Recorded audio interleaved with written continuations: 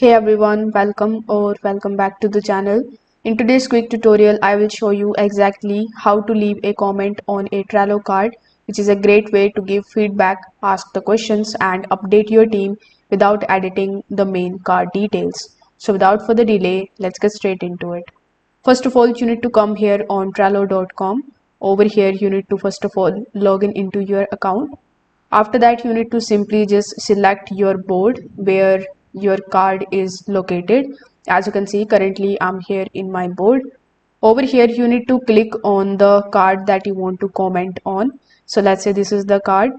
After selecting it, you are going to see this type of window in front of you where in the bottom or in the right hand section sometimes you are going to see the option of write a comment. So here simply click on this box. Over here you can type your comment, so you can type something like this and then click on the option of save.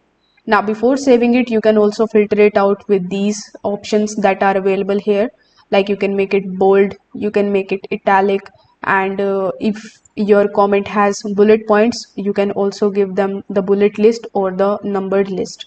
So once you are done with it, simply click on the option of save, and now if you hit enter over here, you will see that your comment is now posted. It will appear in the card's activity feed and your team will be notified whenever you have a comment on the card. So this is how you can leave a comment in Trello.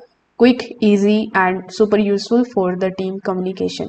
If this video helped you out, make sure that you like this video, subscribe to the channel for more Trello tips, and comment below if you want me to create a tutorial on any other topics. Thanks for watching, and I will see you in the next one.